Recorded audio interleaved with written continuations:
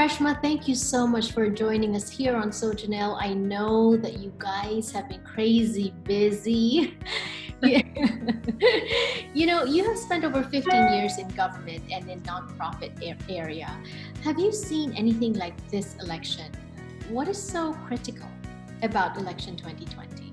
First of all, thank you so much for having me, Jannelle, and a big hello to your whole community.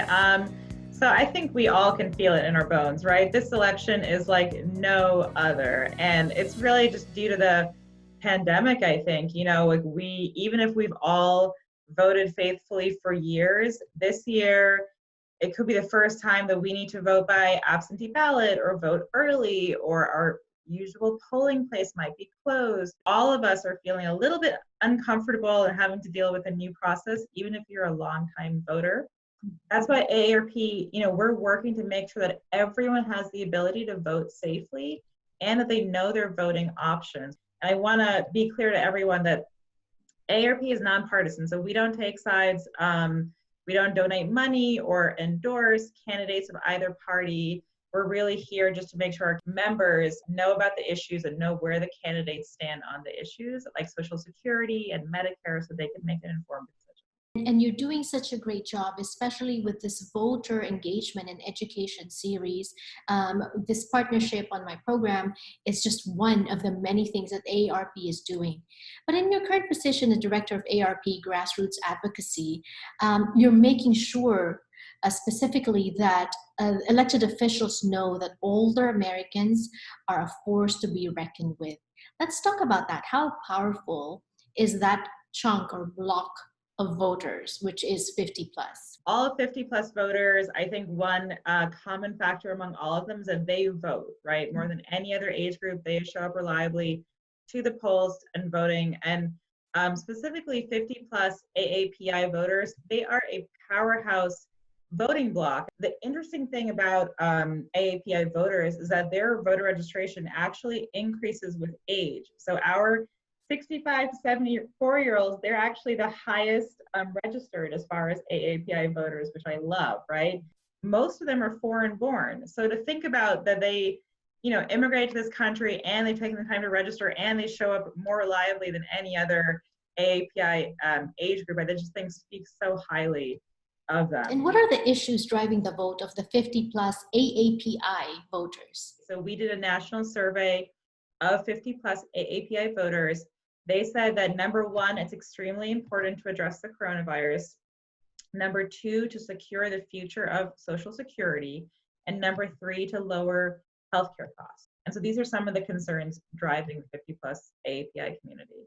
Did you also ask them about qualities that they're looking for in a candidate, and what were their responses? More than party, they're looking for someone who is ethical, who is empathetic, and who is pragmatic, who's practical. And again, just a shout out, AARP has put together incredible nonpartisan resources. If you go to aarp.org/election2020, we have a wealth of nonpartisan resources and where the candidates stand on key issues. We're talking about AAPI, 50 plus AAPI voters, but like myself, I'm not 50 plus, but I have parents that are 50 plus.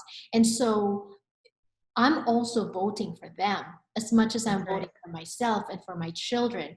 And so I'm also considering the issues that matter to my parents. Such an important point, Jannelle. You hit the nail on the head, and I think that's part of why we really emphasize to make a voting plan as a family, right? Because we're really kind of in a lot of these decisions together. There's three options, right, for voting safely this election. So number one, and probably the safest way, is to vote from home, right? And we call it voting by mail or absentee voting, right? Every state has a different sort of deadline and process and how to request your ballots. The great thing, again, if you go to aarp.org/election2020, we've actually created customized state-by-state guides. So you can look up California, New York, New Jersey, wherever you are, and see your state-specific deadline for when you can request and return the absentee ballot. I want to assure everyone, absentee voting is absolutely safe and reliable. It's been, done for decades and decades.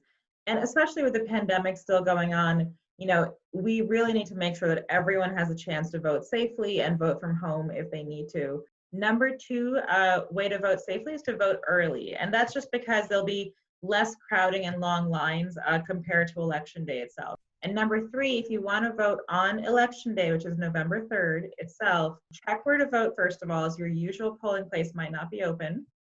And definitely wear a mask, bring an ID if it's required, keep your distance as much as you can from folks, and sanitize afterwards. So I think a lot of us, of course, we just concentrate on that big fancy presidential race, right? But we're talking a lot of states where we're electing a governor, of course, your members of Congress, right? Your senators, your representative, your state level representatives, and much more, right? Your local politicians.